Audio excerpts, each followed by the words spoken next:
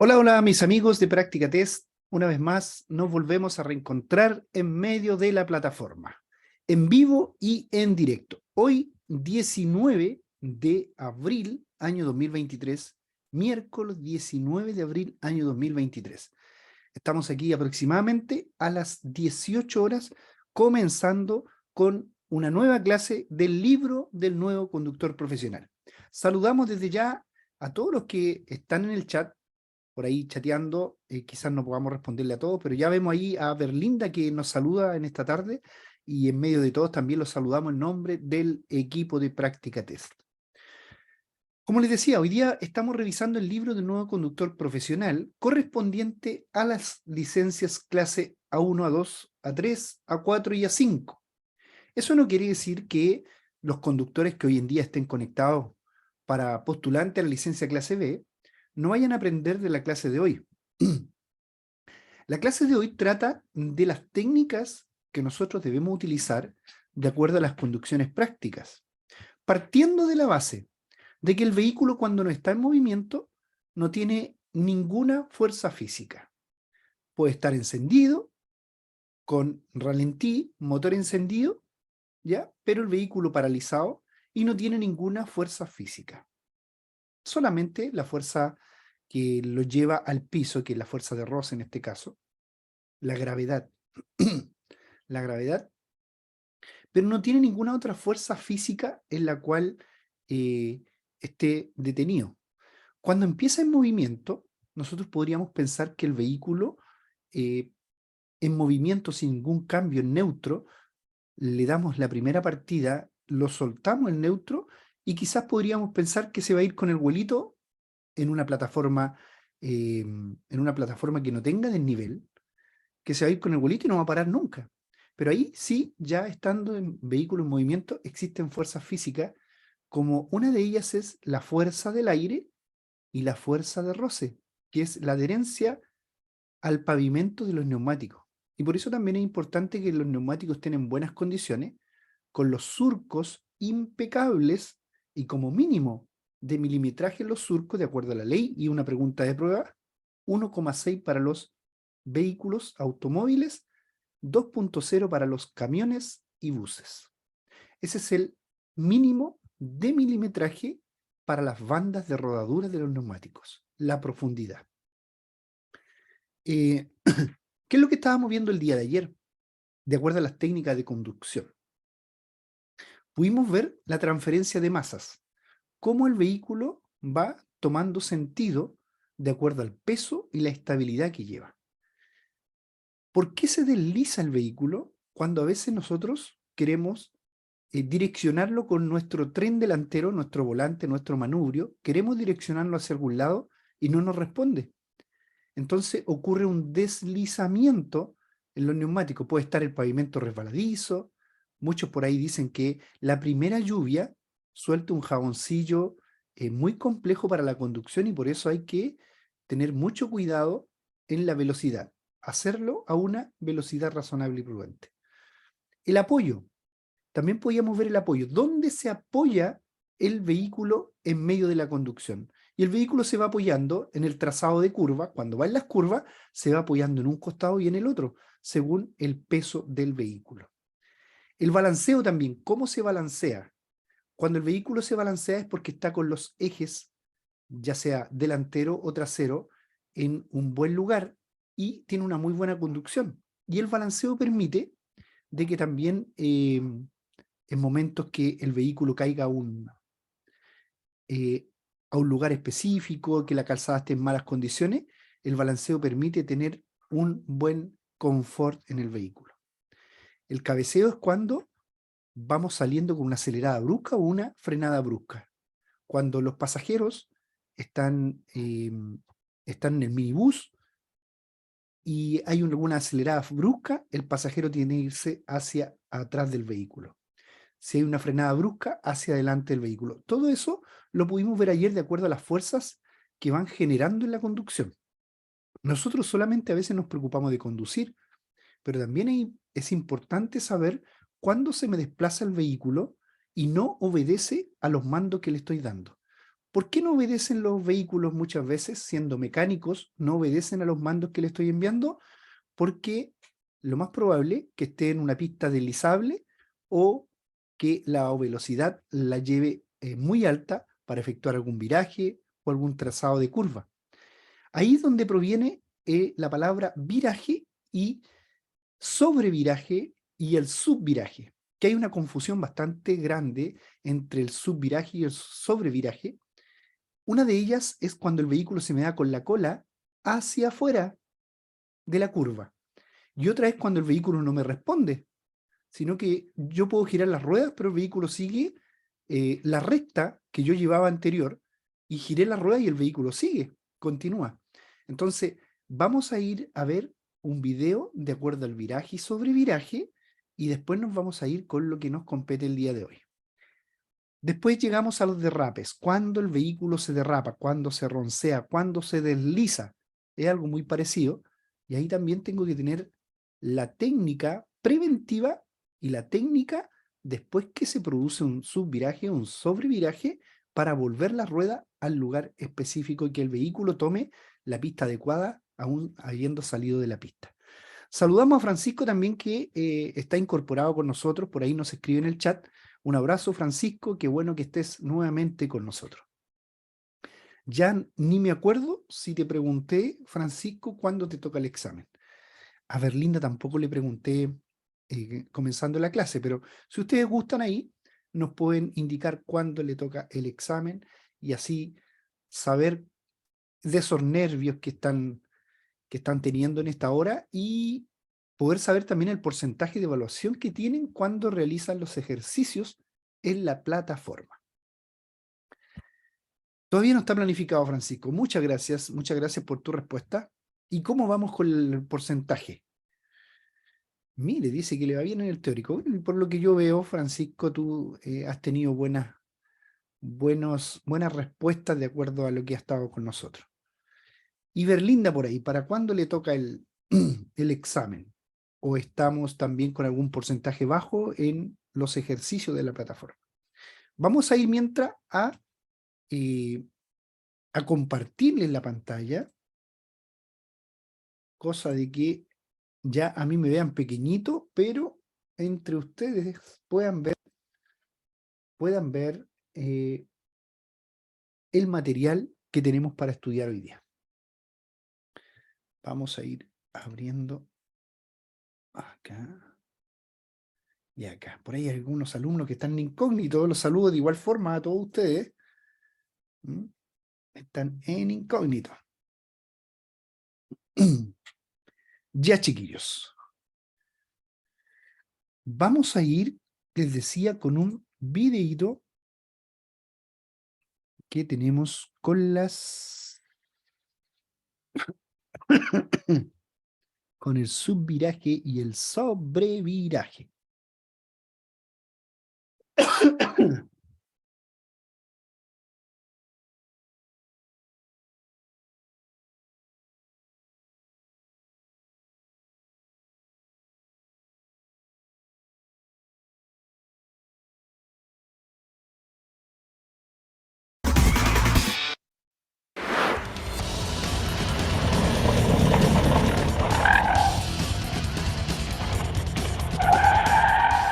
Seguramente te ha pasado alguna vez, entras en una curva, giras el volante y el coche no obedece esa trayectoria. Pues bien, eso se llama subviraje y aquí te vamos a enseñar cómo corregirlo. Bueno, José, pues cuéntanos cuáles son las principales causas que provocan un subviraje. Pues fundamentalmente son tres, Quique: que tú entres demasiado rápido dentro de una curva, o que aceleres demasiado pronto dentro de ella, o que gires demasiado el volante. Y evitarlo es muy fácil: entra más despacio, no aceleres antes de empezar a deshacer el giro de volante y gira siempre lo menos posible. Bueno, pues justamente eso es lo que vamos a practicar ahora. Vamos a comprobarlo. Vamos allá. Venga.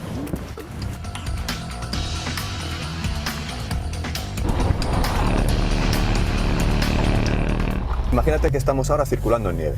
Ajá. Entramos en una curva, en una carretera de montaña o en una calle de Madrid cuando vamos a trabajar, giras, aceleras un poquito y fíjate cómo empieza a patinar. Y se va de morro totalmente. Se va de morro. Ahora mismo estaríamos fuera de la carretera. Estoy fuera de la carretera. Nos hemos salido de la zona pintada nos hemos salido de la carretera. Eso es. El problema lo has tenido por acelerar demasiado pronto. Acuérdate que la solución era, la manera de evitarlo es acelerar cuando ya empiezas a enderezar la dirección. Pero ¿qué ocurre si lo haces mal? ¿Cómo lo corriges? Pues suelta inmediatamente el acelerador. Ajá. Y si hace falta, frena suave. Entonces, yo ahora mismo estoy acelerando demasiado, suelto el acelerador y notamos cómo el coche vuelve a girar otra vez. ha cogido tracción y estamos dentro de la carretera de nuevo. Perfecto.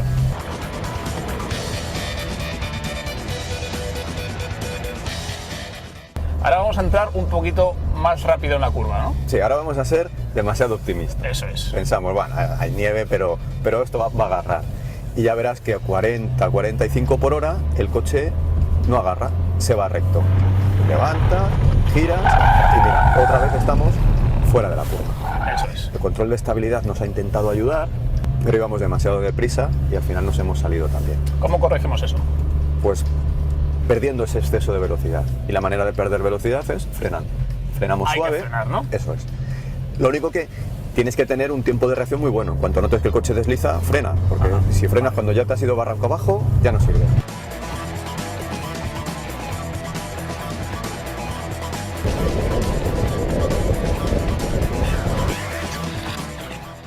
Bueno, y ahora verás lo que solemos hacer todos de manera instintiva, que es girar demasiado. Cuando uno ve que el coche no le obedece, instintivamente gira toda la dirección y si nos pusieran otro volante a la derecha, nos cambiábamos de asiento y lo girábamos también. Entonces vamos a hacer lo mismo que antes, pero girando todo.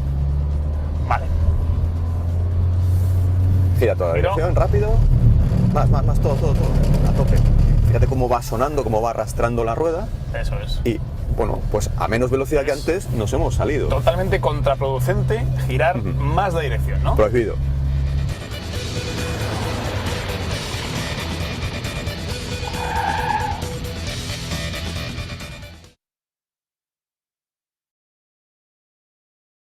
Libro del nuevo conductor.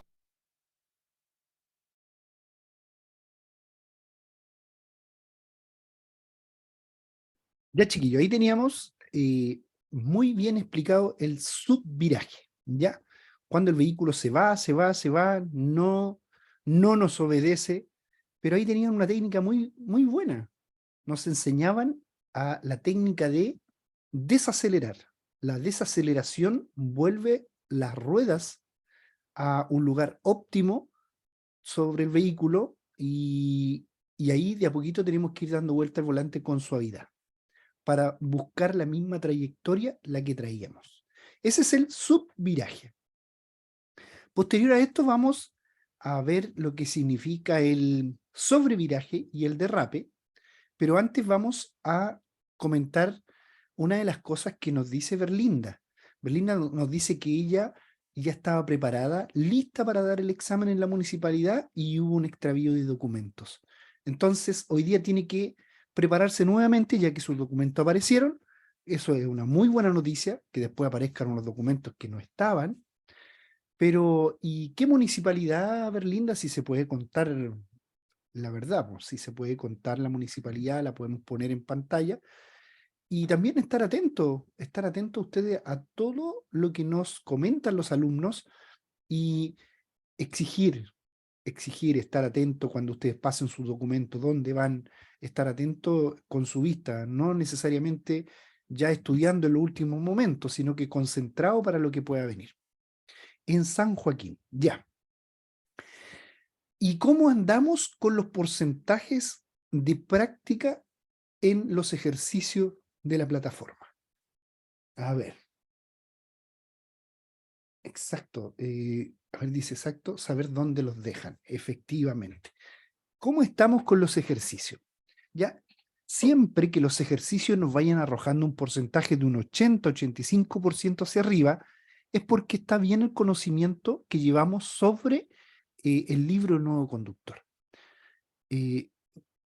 Yo en la mayoría tengo más de 50%, dice Francisco. Qué bueno. Hay que ir subiendo, sí, tratar de llegar a 85. ¿Ya? Y 85 solamente se llega cuando hacemos harto ejercicio. Harto ejercicio. De acuerdo a la licencia, por supuesto, que le va a corresponder. Vamos a ir a ver ahora cuál es la situación de un derrape en un sobreviraje. Recuerde que vimos un subviraje, ahora vamos a ver un sobreviraje.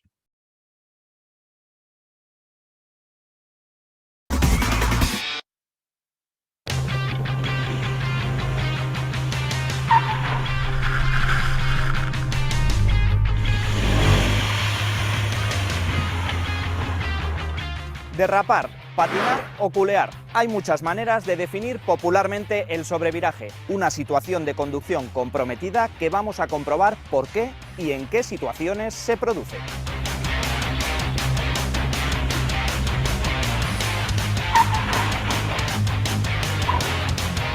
Estoy con Salvador Navarro, instructor de las escuelas de conducción segura del RAC, que nos va a contar todo lo que necesitamos saber sobre el sobreviraje y qué debemos hacer para solucionarlo. Pues sí, un sobreviraje es una situación desagradable, una situación crítica que se suele producir por culpa de soltar el acelerador repentinamente en plena curva o, si hablamos de circulación en recta, por culpa de...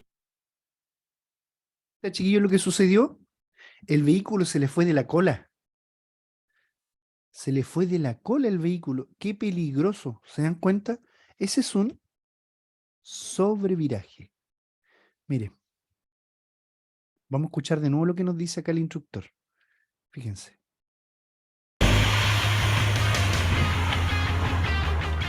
Derrapar, patinar o culear. Hay muchas maneras de definir popularmente el sobreviraje, una situación de conducción comprometida que vamos a comprobar por qué y en qué situaciones se produce.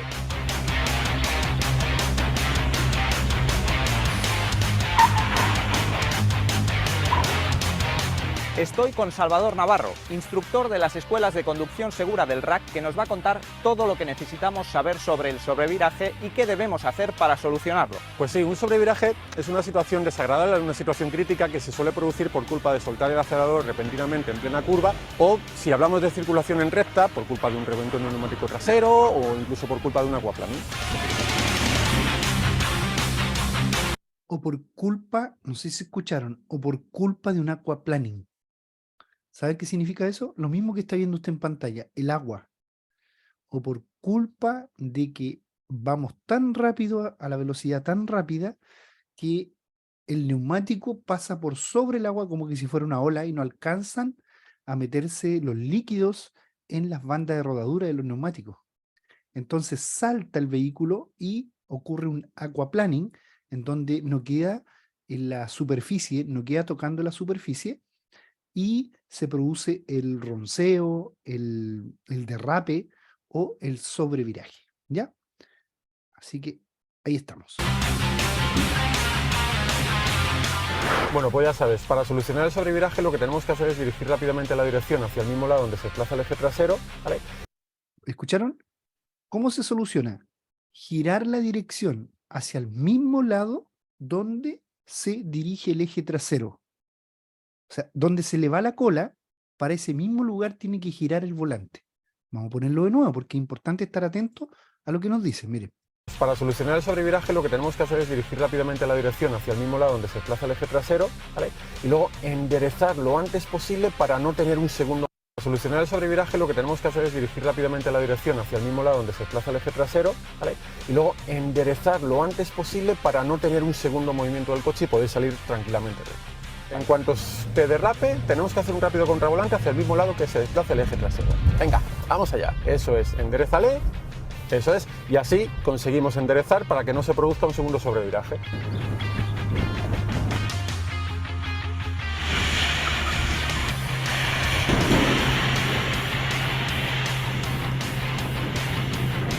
Posiblemente nunca tengas que enfrentarte a un sobreviraje, o por lo menos esperemos que así sea.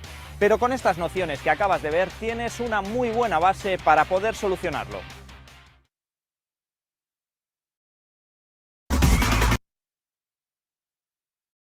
Ya. Salimos de acá. Salimos de acá también. Eso. Y nos vamos a las técnicas de conducción práctica. ¿Qué es lo que estábamos viendo nosotros? Estábamos viendo el subviraje y el sobreviraje. Por acá Francisco nos dice, profe, ¿por cuánto era el deslizamiento de la lluvia? El deslizamiento de la lluvia se produce, es un derrape. se produce el derrape cuando hay deslizamiento de la lluvia, o ronceo, también se le llama, o sobreviraje, donde la cola se te va hacia afuera.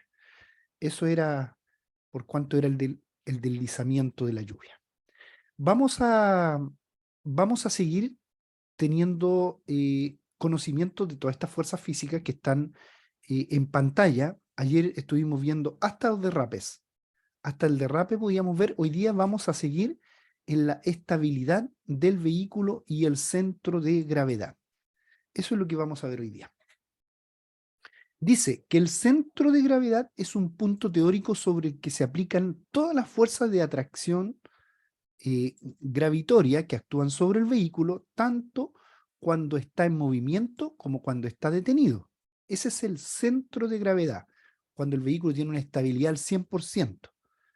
De forma teórica, si se pudiera concentrar toda la masa de un cuerpo en un único punto, este coincidiría con el centro de gravedad, donde está todo el peso. No obstante, precisamente por ser un punto teórico y no práctico, no es necesario que coincida con una de las partes materiales del vehículo, sino que es un centro de gravedad. Es donde podemos tener el medio de el peso, no necesariamente que tenga un soporte, sino que donde está el centro de toda la masa, ¿ya? La posición del centro de gravedad es determinante, tanto en un plano horizontal como vertical. En el plano horizontal, en relación a los ejes delanteros y traseros, afecta al cabeceo y al derrape, ¿ya? Cabeceo y al derrape. El cabeceo es cuando aceleramos bruscamente o frenamos bruscamente. Y el derrape es cuando nos deslizamos, tal como nos dice Francisco acá, en un deslizamiento por el pavimento que pueda estar húmedo o hielo. En el plano vertical, ya vertical, a la altura desde el suelo y desde el eje que une el centro de las ruedas. Afecta al balanceo y al vuelco. Al balanceo, donde está la masa, el apoyo de la masa, y al vuelco, donde se puede volcar el vehículo. Puede variar en función de las masas cargadas en el vehículo, pasajeros o equipaje, y también su ubicación. En eso puede variar. La estabilidad en sí, dice, un vehículo es más estable y la frenada es más eficaz cuanto más bajo está su centro de gravedad, más pegado al piso, o viceversa. Es más inestable y tiene mayor riesgo de vuelco en curvas cuanto más alto está el centro de gravedad. Por ejemplo, los buses, los Pullman bus, los vehículos interurbanos, tienen un centro de gravedad muy alto a los vehículos normales particulares y por ende son inestables y pueden tener algún vuelco en cualquier momento. Están más expuestos a un riesgo. Sobrecarga por eje. Recuerde que los ejes es el soporte que tenemos como centro de gravedad. Soporte para llamar a los dos destinos y llegar a un centro de gravedad. Esos son los ejes. Aquí vamos a hablar de la sobrecarga por eje. Cuando sobrecargamos los ejes, dice que en el trazado de las curvas, la diferencia de peso soportado entre los ejes delantero y trasero afecta el comportamiento del vehículo, ocasionando que sobrevire o que subvire, tal como lo veíamos en los dibujos y como lo veíamos en los videos que nos estaban mostrando los relatores. Igualmente, la distancia de frenado y el balanceo pueden variar si existe mucha diferencia entre el peso soportado por cada eje. Sobre todo, cuando se trata de vehículos de dimensiones reducidas y con eje corto, no así con los vehículos de tracción, cuando un eje con otro eje están totalmente separados, no ocurre lo mismo como puede ocurrir acá cuando los ejes son cortos. La sobrecarga por eje aumenta la distancia de frenado. Lógico, porque la distancia de frenado va a referirse al peso del vehículo. No tiene nada que ver el conductor ahí. Dificulta el control de la velocidad. Aumenta el efecto de las pendientes, tanto ascendientes como descendientes. Pueden disminuir la tracción del vehículo, dañar los ejes, la dirección y la suspensión, y sobrecalentar, estropear y acelerar el desgaste de los neumáticos. Eso produce una sobrecarga por eje. Si en un camión, esto es para los A4 a 5, de gran tonelaje hay demasiado peso en el eje delantero, ello hace que la dirección sea pesada. Y se debe tener presente, cuando la dirección es pesada, el tipo de frenos que lleva cada eje, si es de disco o es tambor, para adelantar o retrasar la carga. Eso tengo que tenerlo clarísimo. El tipo de ruedas que llevo, y si van montadas simple, si son dobles, si son gemelas, o si son extra anchas, ya que la presión por centímetro cuadrado depende del peso que soporte la rueda. Y lo otro que tengo que tener presente, el tipo de remolque. Permiso. Si es de 2 ejes y el primer eje es directriz, una parte sustancial de la masa debe reposar sobre este eje. Si es de un solo eje, porque arriba decíamos de 2 ejes, el reparto de la masa recaerá en mayor medida sobre el propio eje, y además la carga sobre el acoplamiento no debe superar el 10% de la carga máxima, porque en un eje es muy peligroso. También se debe tener en cuenta, como mínimo, que el 25% de la masa total en la carga del vehículo debe recaer sobre el eje o ejes motrices. La capacidad de freno de una rueda es proporcional al peso que soporta, y dependiendo de la adherencia de cada neumático, puede aparecer más o menos pronto el bloqueo de las ruedas por el deslizamiento. Ahí lo menciona Francisco, el deslizamiento. En un camión es fundamental la distribución de la carga.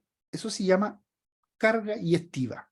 Saber colocar la carga a bordo del vehículo, en lo que es dimensiones, en lo que es tener un equilibrio en la carga, separarla correctamente y también amarrarlas correctamente. Eso se va a llamar estibar.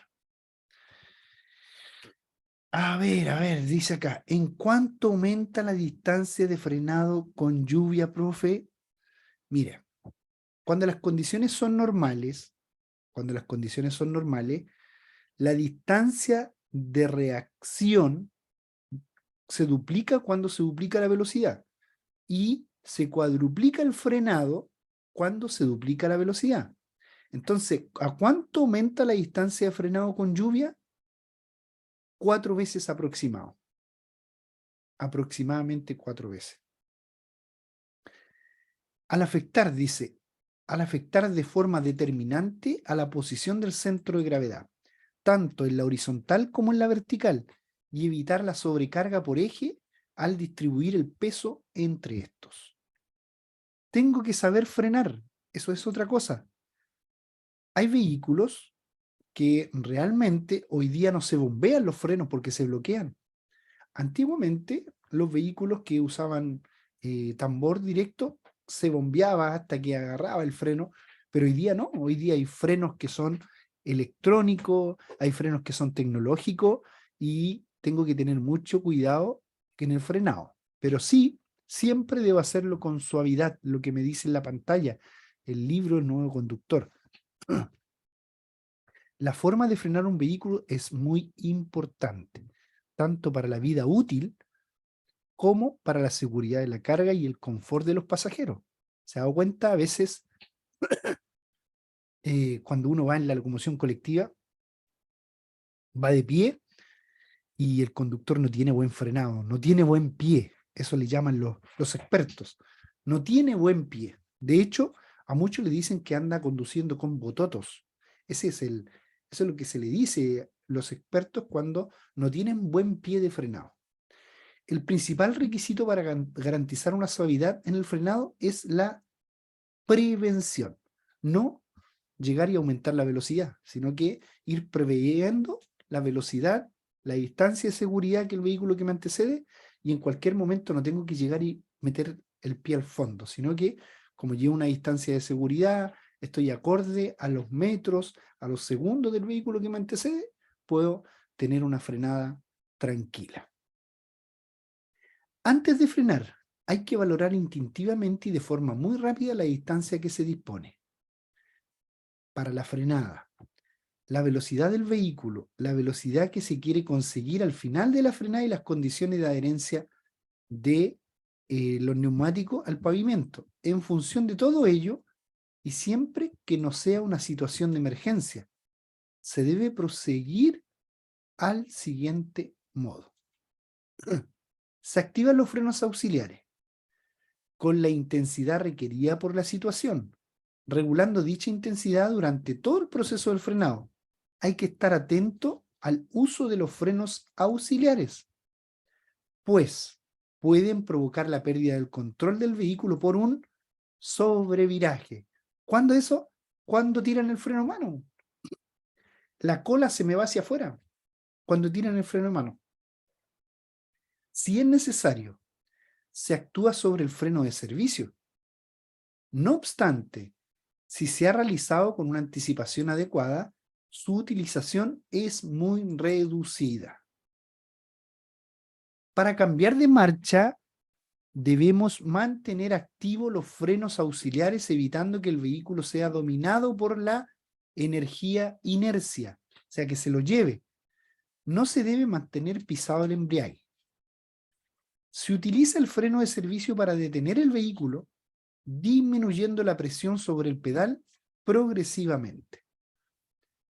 El uso adecuado de los ralentizadores y el freno del servicio hace que disminuya la posibilidad de tijera en los vehículos con remolques y evita el desplazamiento excesivo de la carga de los pasajeros y también el equipaje, si es de un vehículo de transporte de carga como un transporte de pasajeros. Eso es lo que está explicando acá. Para que el frenado sea lo más suave posible, es necesario anticiparse a las situaciones que lo pueden provocar. Para ello, ¿qué debo hacer? Observar los vehículos que circulan delante, manteniendo, decíamos, una distancia de seguridad. Mirar a lo lejos para apreciar con tiempo los cambios en las condiciones del tránsito y la aparición de intersecciones en los cruces, la aparición de rotondas, las incorporaciones a las vías. Siempre debo anticiparme con que alguien pueda ingresar a la pista en la cual voy yo, ya sea se pueda cruzar, se pueda anticipar, pueda salir de sorpresa. Siempre debo considerar, dice, una distancia y una velocidad de los vehículos que se aproximan. En las intersecciones, recuerde que es una intersección, es donde se unen las calzadas, dice área común de calzadas que se cruzan o convergen. En las intersecciones, aunque se tenga prioridad, que está diciendo, aunque tenga prioridad con el que va al costado suyo, usted siempre debe observar atentamente para que no se acerque nadie de forma peligrosa por la vía transversal, aunque tenga preferencia. Adaptar la velocidad a las condiciones de la vía. Recuerde las condiciones de la vía. 50 kilómetros por hora en zona urbana y 100 o 120 kilómetros por hora en zona rural.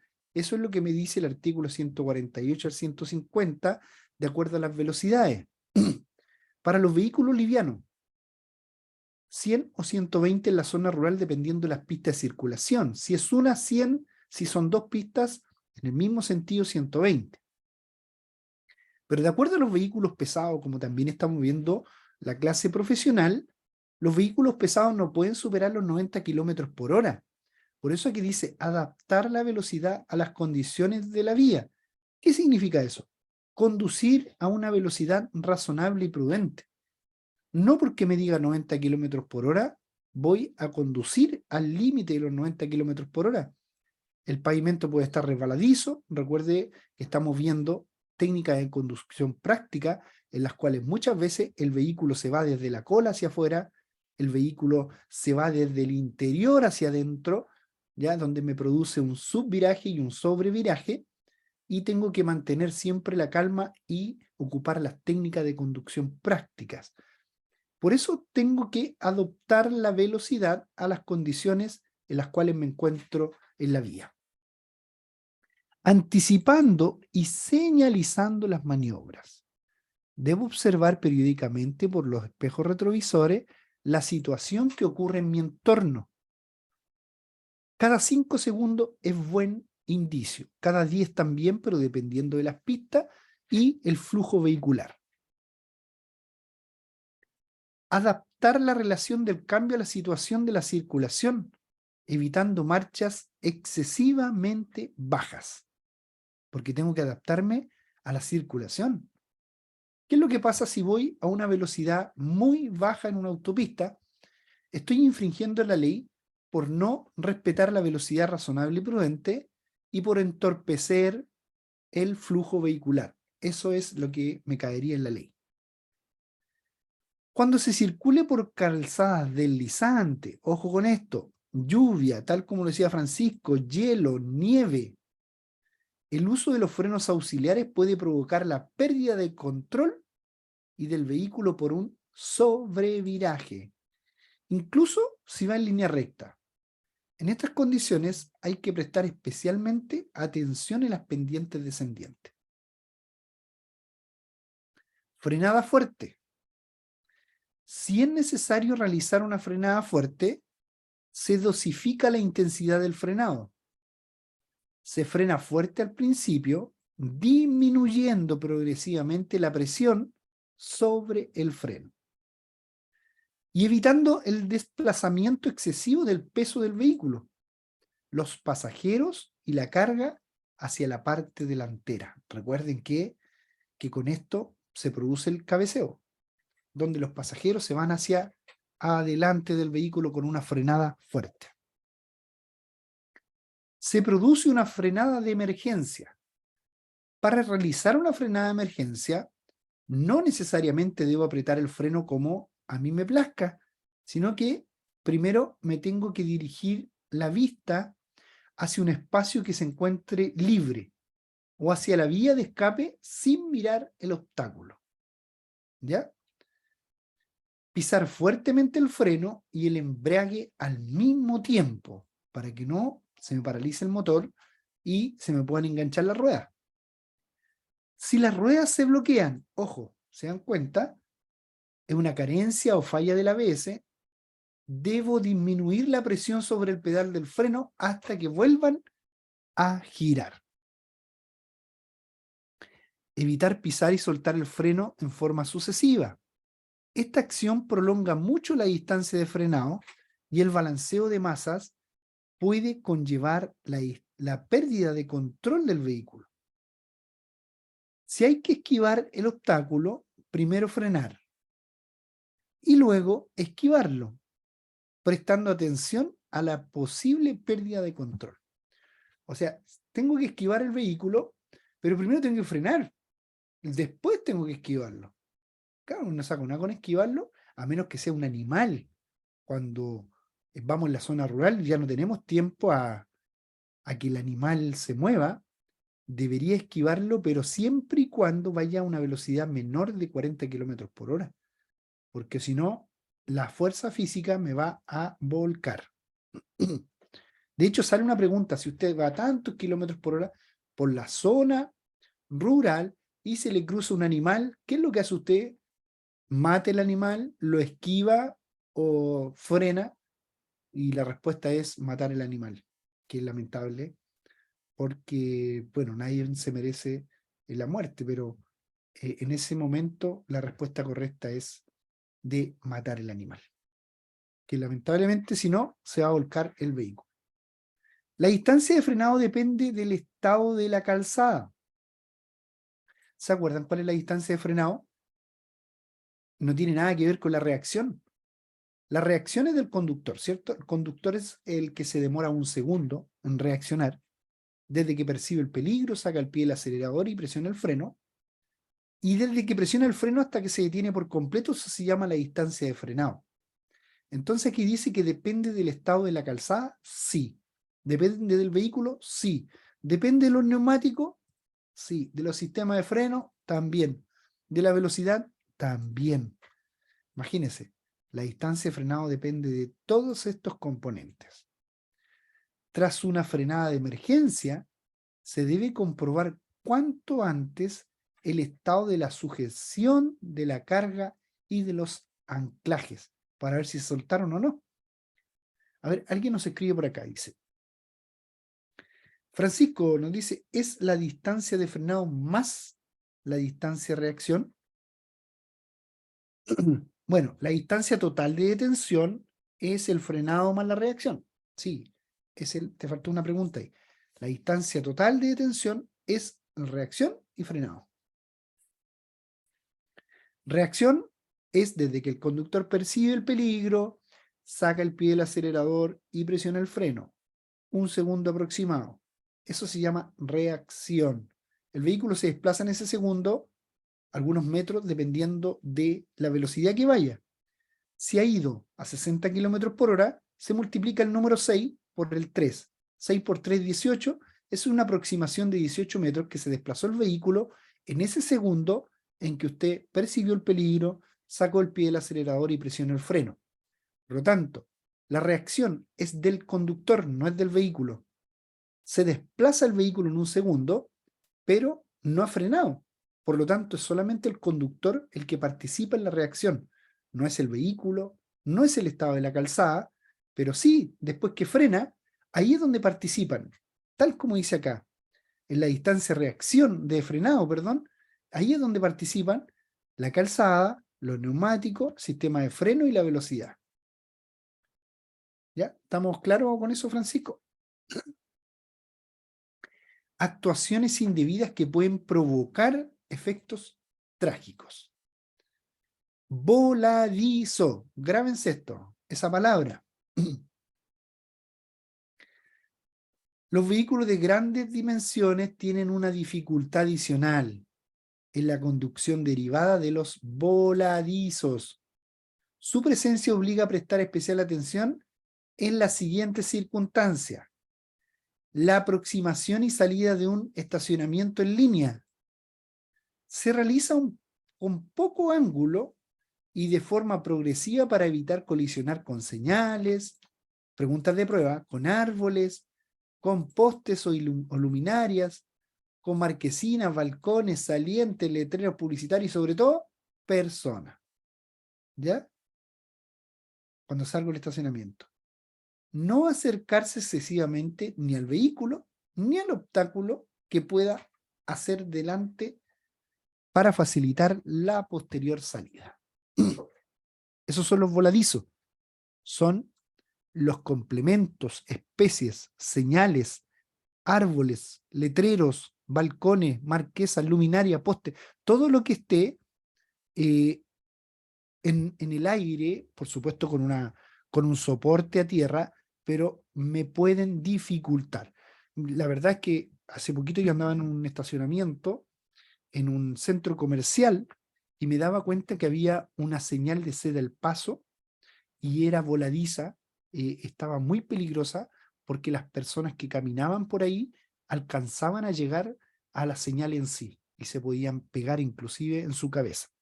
Ese era un voladizo que es de una dimensión más o menos derivada y que se puede colisionar, como dice ahí, con señales, árboles, postes, etc.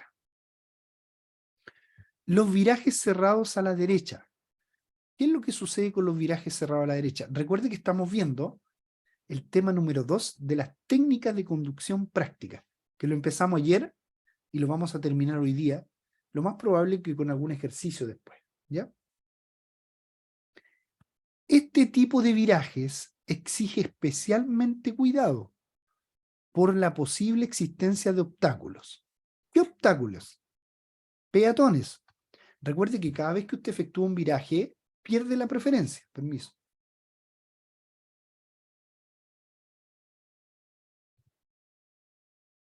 Cada vez que efectúa un viraje, pierde la preferencia. La tienen los peatones o los ciclistas si hay una ciclovía. En las partes de la vía que se invadan con los voladizos. De igual forma, durante todo el giro hay que prestar atención a la parte derecha y lateral trasera izquierda del vehículo para evitar colisiones con conductores imprudentes. Porque ¿qué es lo que pasa?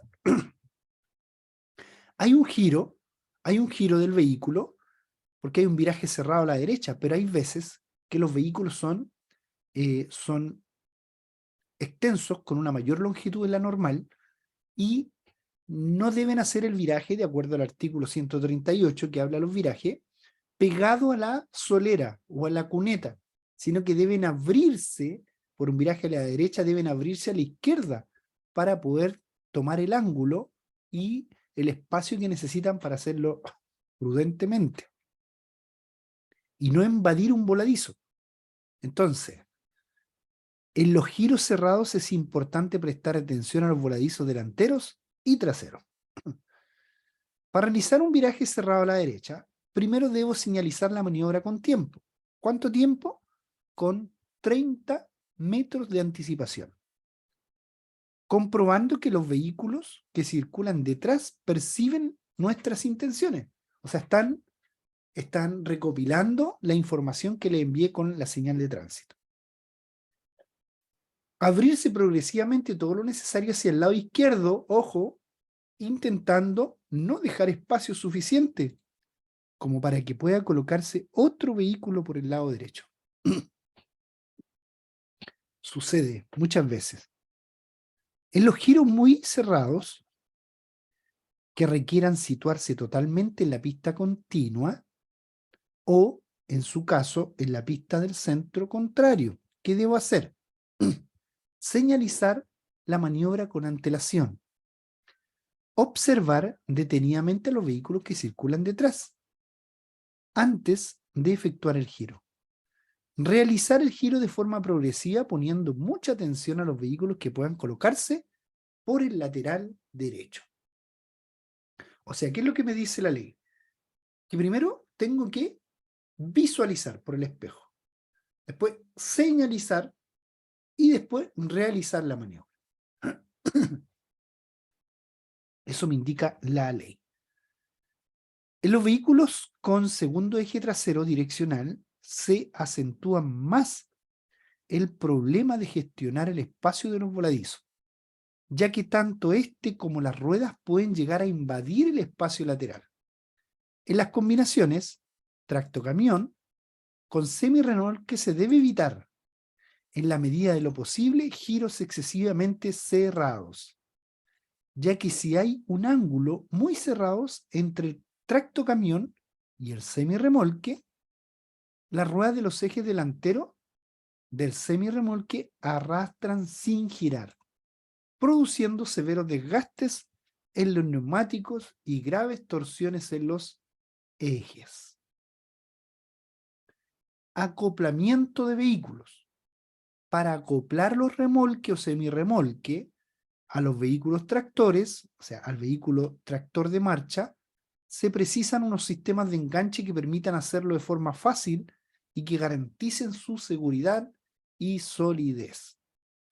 Todos los remolques o semirremolques que pesen mayor de 750 kilos deben obligatoriamente tener frenos independientes que puedan activarse en caso de que se desprendan del vehículo tractor. Eso dice la ley en uno de los artículos 56 al 65 aproximado.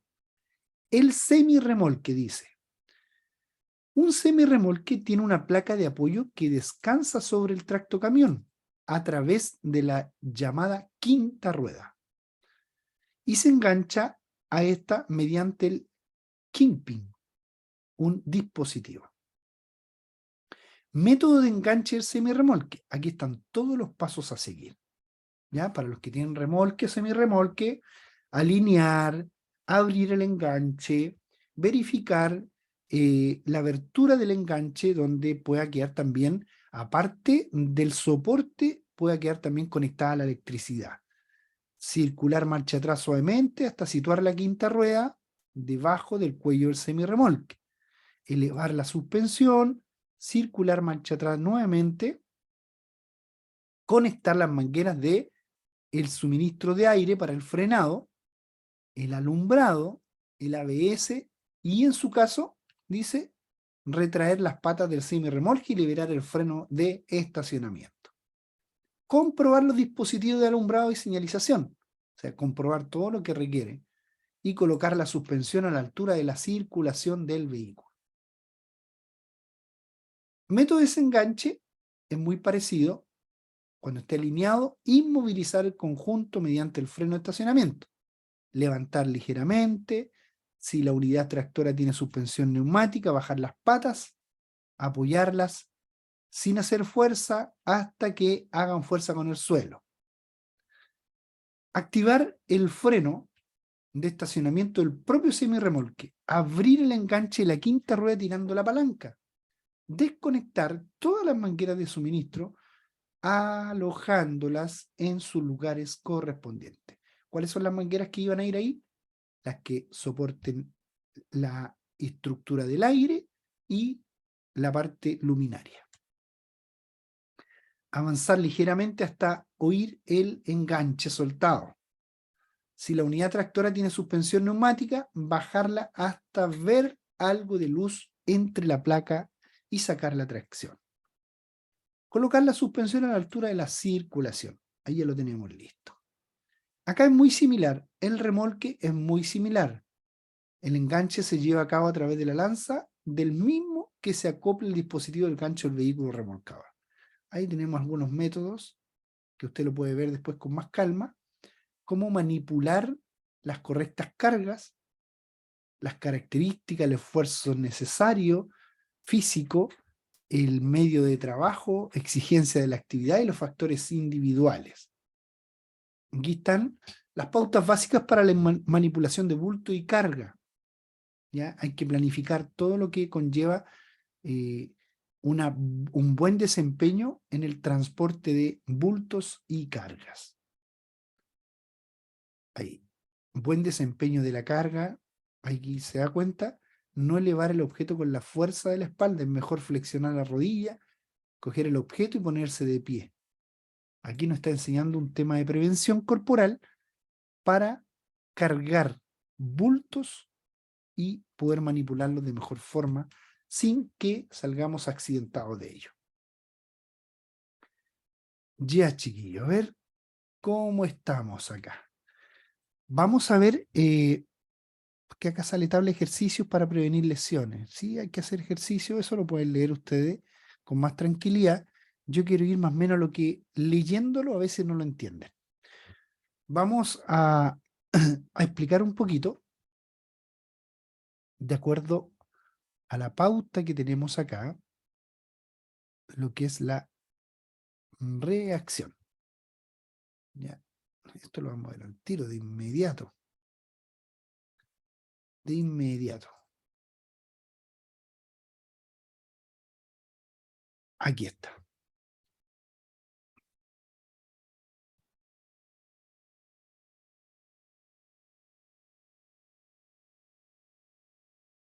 Estamos viendo técnicas de conducción práctica, ¿recuerdan? Las técnicas de conducción práctica es para llevar a cabo una manipulación rápida, tomar una buena decisión, ya sea con las extremidades que tenemos, y pueda ser útil para salir de algún paso de gravedad. ¿Ya? Cuando tenemos alguna situación grave, salir de un riesgo grave, tomar una muy buena decisión, y para eso estábamos leyendo el tema de hoy, técnica de conducción práctica, para evitar el siniestro de tránsito. Para ello también pudimos ver que todo conlleva a fuerza física y tengo que ir de la mano con la fuerza física. Un puro ejemplo, cuando el vehículo, de acuerdo a un exceso de velocidad o de acuerdo a un pavimento resbaladizo, el vehículo se me va de la cola hacia el lado derecho o izquierdo, yo debo girar el volante hacia el mismo lado que se me va la cola del vehículo. Esa es una técnica universal. A usted se le va el vehículo de la cola hacia la derecha, gira el volante hacia la derecha. se le va el vehículo hacia la izquierda de la cola, gira el volante hacia la izquierda. Esa es una de las únicas formas en que el vehículo va a volver a tomar su posición normal y disminuir la velocidad, pero no disminuirla con el freno, sino que con la desaceleración, sacar el pie del acelerador. Entonces ahí vamos a tener una estabilidad uniforme. De acuerdo a todas las estabilidades que hemos visto hoy día, también tenemos las fuerzas físicas, el tiempo-reacción, la distancia de frenado y la distancia total de detención del vehículo. El vehículo, si bien es cierto, si lo dejamos en un contorno de una plataforma o una superficie normal que no tenga ascendiente ni descendiente, lo más probable es que se detenga en algún lugar. Porque hablábamos que existe la fuerza del aire, existe la fuerza de roce, que es la adherencia del pavimento con los neumáticos. Entonces en algún momento se va a paralizar el vehículo. Pero ¿qué pasa cuando el vehículo va a una velocidad mayor, a una velocidad alta, y tengo que actuar sobre el pedal del freno? Esto es lo que me dice el punto 4 en la legislación de tránsito. Me dice que hay un tiempo de reacción, y ese tiempo de reacción para el conductor es 1 segundo, que puede variar en cualquier momento, ya sea con otra persona o inclusive en la misma persona, puede variar el tiempo de reacción. El promedio decíamos que es 1 segundo. Eso es lo que se demora un conductor en reaccionar y todavía no frena. ¿Qué significa reacción? Percibir peligro, 1. 2. Sacar el pie del acelerador, desaceleración. Y 3. Presionar el freno. En ese lapso, usted se desplaza 1 segundo, que de acuerdo a la velocidad que traiga, son los metros que usted se va a desplazar. Y por eso se multiplica por 3. ¿Sabe por qué se multiplica por 3? Porque los 1000 metros alcanzan 3 veces en los 3600 segundos en 1 hora. ¿Por qué 1000 metros? Porque 1000 metros es 1 kilómetro. Por eso se divide y se hace una composición de esto. El 1000 cae 3 veces en el 3600. Por eso se multiplica por 3 en la reacción. Decíamos un ejemplo delante. Si usted va a 60 kilómetros por hora, ¿cuánto sería su reacción en metros? Se multiplica el 6 por el 3. Y eso le va a dar 18 metros. De la misma forma, si usted va a 70 kilómetros por hora, se multiplica el 3 por el 7. 21 metros aproximados a esa velocidad se va a desplazar en ese segundo del tiempo de reacción. Y todavía no frena. Por eso recomiendan los expertos y recomienda el artículo, uno de los artículos de ley, que es el decreto 22, que salió en el diario oficial en una modificación de este año en abril, dice que nosotros no podemos manipular los celulares cuando vamos en conducción, ni tampoco cuando estemos detenidos en un semáforo, en un pare, en un sea el paso, etc. Solamente podemos manipular un aparato tecnológico cuando estemos estacionados, no cuando estemos detenidos. Por eso tengo que saberme la parte legal, cuando estoy detenido y cuando estoy estacionado. ¿Por qué son tan explícitos en el decreto 22 de que no puedo tocar un aparato tecnológico? Porque en tocar el aparato tecnológico es muy similar a la reacción, porque también en puro tocar el aparato y en leerlo ya tengo más de 1 segundo.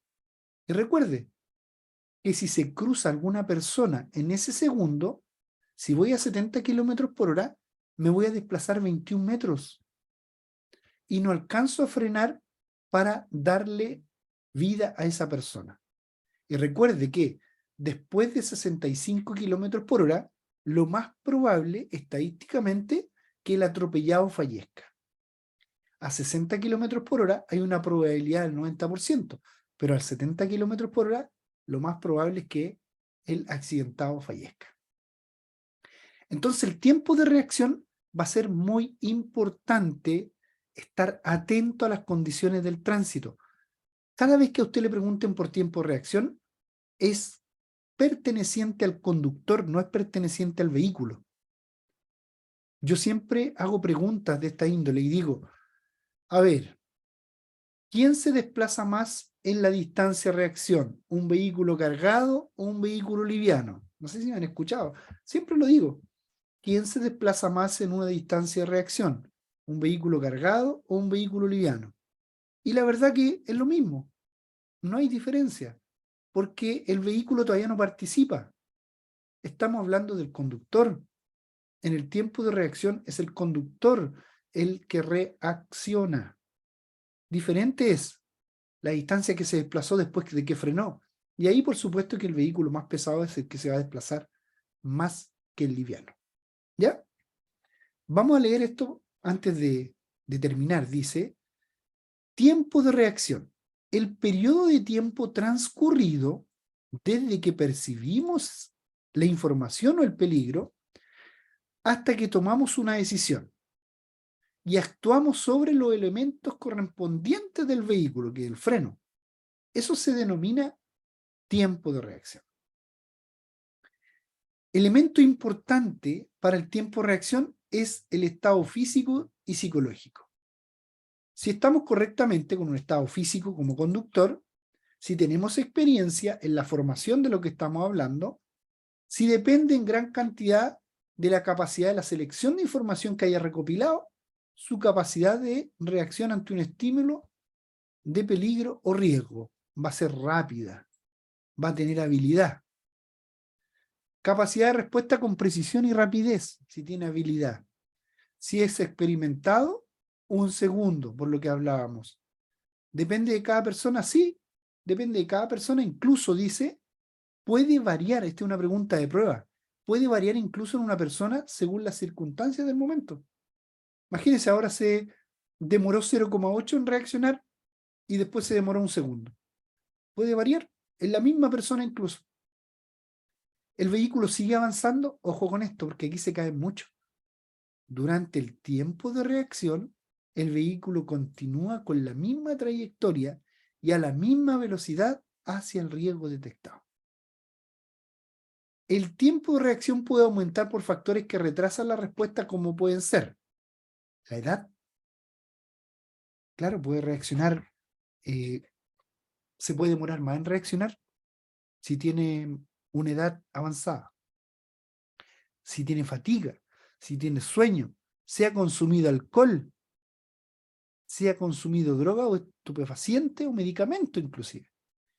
Si tiene mucho calor en el interior del vehículo por el exceso de la calefacción, si ha comido abundantemente, si tiene alguna enfermedad de base o el estado de ánimo no está muy bueno o tiene estrés.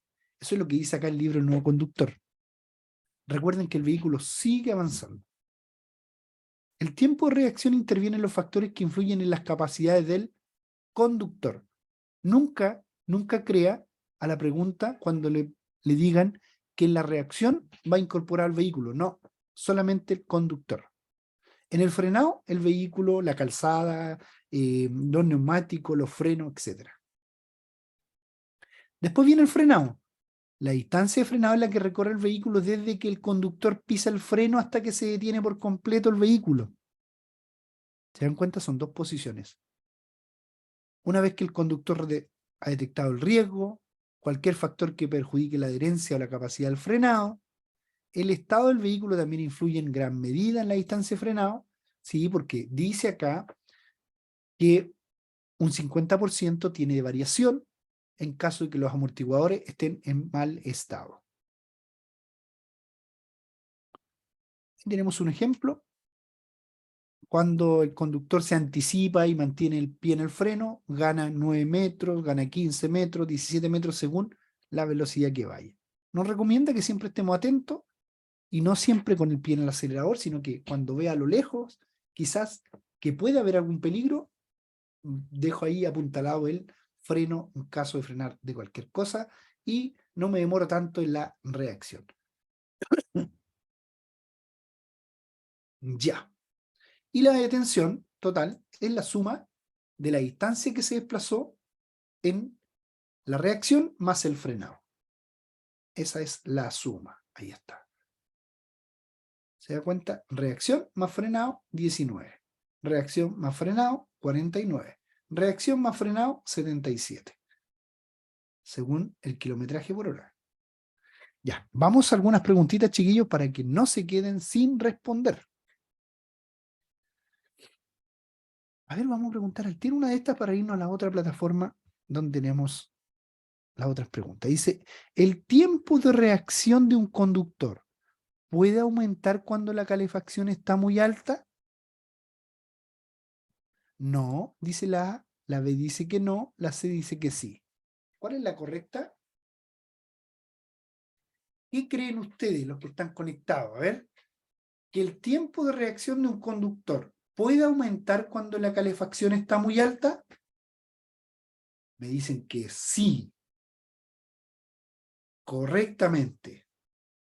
Sí, el calor y el exceso de calefacción aumenta la distancia de reacción y el tiempo de reacción. No es que se pone uno medio adormilado, se pone lento, por eso aumenta. Veamos otra parecida que tenga relación con eso.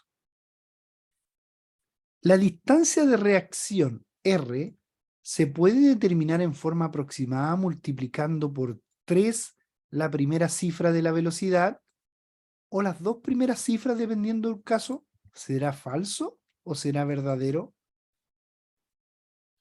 ¿Qué me dicen? Verdadero, nos dicen por acá, Francisco. Verdadero, correcto. Por 3 se determina. Se multiplica por 3 y le da la reacción. Facilísima.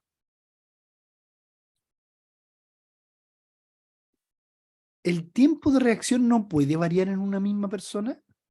B, ¿puede variar en una misma persona? C, ¿solo puede variar en unas personas a otras? Vamos a ver A, B o C. Ya, por ahí se inclinan varios por la B. Correcto.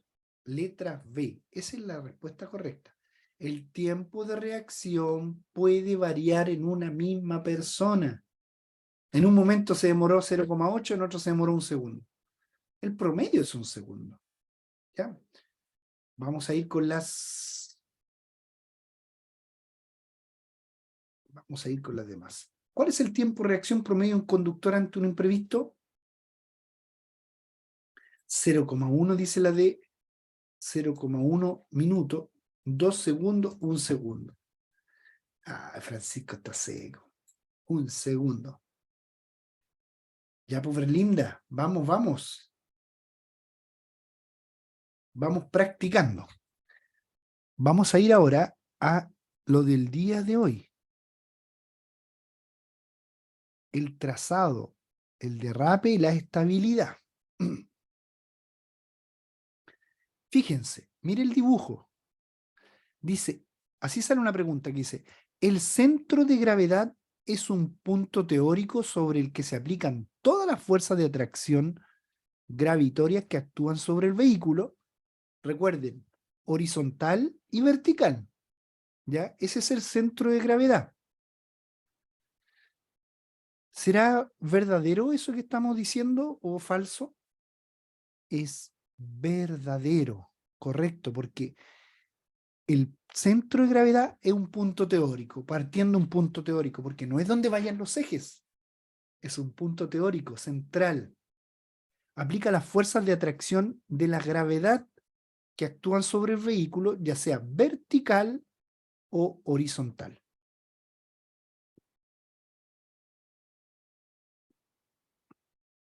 ¿Qué puede provocar un vuelco inminente cuando salida de la vía con el vehículo del lado, giro brusco de volante y frenada muy fuerte, giro brusco de volante y contravolante a velocidad elevada? Todas las mencionadas. Miren, ¿qué podrá provocar un vuelco inminente? ¿Una salida de la vía con el vehículo de lado? Sí, puede ser. ¿Giro? Puede ser. Todas las mencionadas. Todas las mencionadas.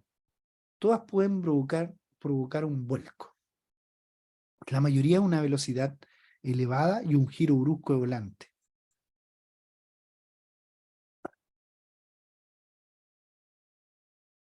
Pregunta, usted circula por una carretera con 3 pistas por sentido. Ahí están a la vista.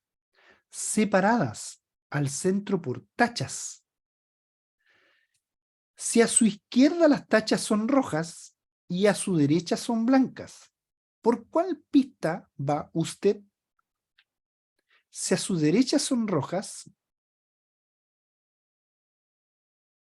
y a su izquierda son blancas, ¿por cuál pista va usted? A, por la pista del medio, B, por la pista derecha, C, por la pista izquierda. Vamos a ver, es acá, ¿cierto? Izquierda blanca. A ver. Dice, si a su izquierda las tachas son rojas, a su izquierda las tachas son rojas, y a su derecha blancas, va por la izquierda. Muy bien. Muy, pero muy bien. Atención a eso. Ojo, porque las tachas rojas siempre están a los costados. ¿Qué significa la tacha roja? Una línea continua, eso significa una tacha roja. ¿Qué significa una tacha blanca? Línea descontinua, para que también lo tenga claro, porque es pregunta de prueba. Le pueden preguntar, ¿qué significa una tacha blanca? Línea descontinua. ¿Qué significa una tacha roja? Línea continua.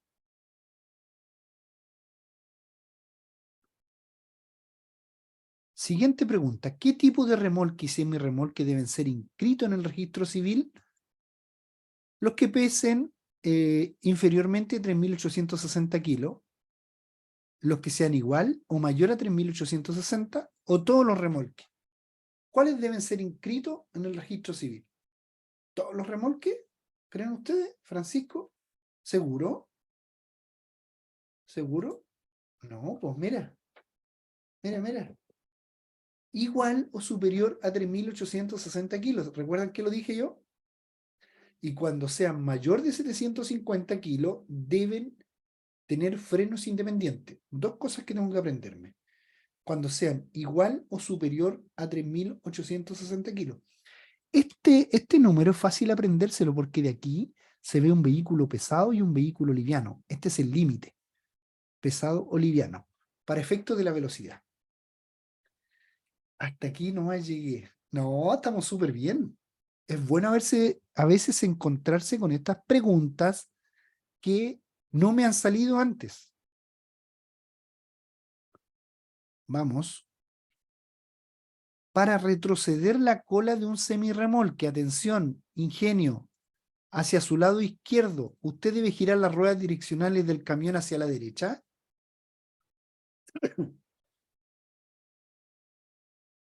¿Verdadero o falso? Verdadero.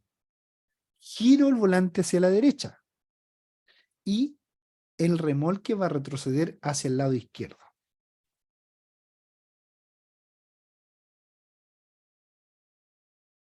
Vamos con la siguiente pregunta. Al conducir con remolque y este comienza a zigzaguear, ¿usted qué debe hacer? ¿Detenerse de inmediato para arreglar la carga? B. ¿Soltar el acelerador y frenará en seco para evitar un accidente? C. Soltar el acelerador lentamente hasta que se recupere la estabilidad. La correcta, porque hay muchos que aquí responden que tengo que detenerme de inmediato y arreglar la carga. No. Antes de esto, tengo que soltar el acelerador lentamente y recuperar la estabilidad. ¿Ya? Vamos con la última. ¿Qué se entiende por manipulación de carga? ¿Alguna operación de transporte o sujeción de las mismas? Ninguna de las respuestas anteriores es correcta.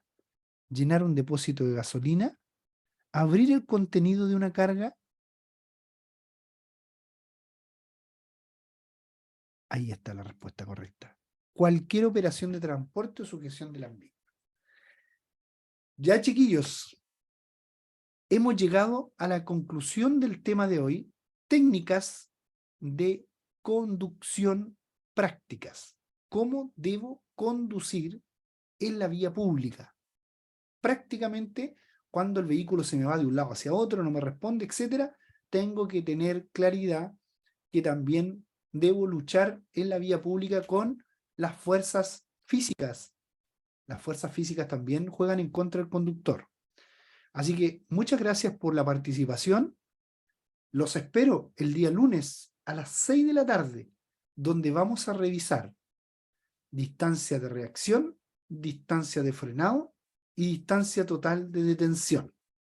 El próximo lunes, chiquillos, día 24 de abril a las 6 de la tarde, para que ustedes se pasen el dato, vamos a revisar la distancia de reacción, frenado y total de detención, tanto como el desglose teórico, tanto como los ejercicios prácticos. Cuando se duplica la velocidad, ¿qué sucede? Cuando se triplica, cuando se cuadruplica, etc. Vamos a partir de la base teórica y vamos a terminar haciendo ejercicios de velocidad. Así que nos estamos reencontrando el próximo lunes desde acá, desde la plataforma. Un abrazo gigante a cada uno de ustedes, en especial a Francisco, Berlinda y todos los que están conectados incógnitamente y los que van a ver la clase grabada también. Pero hoy estamos en vivo y en directo, siendo ya casi las 19:28 minutos aproximadamente. Damos término a la clase de hoy, a las técnicas de conducción prácticas. Así que muchas gracias por su atención. Nos estamos reencontrando el próximo lunes. Que tengan un buen descanso. Chao, chao. Chao, Berlinda. Chao. Chaito. Chaito, cuídense.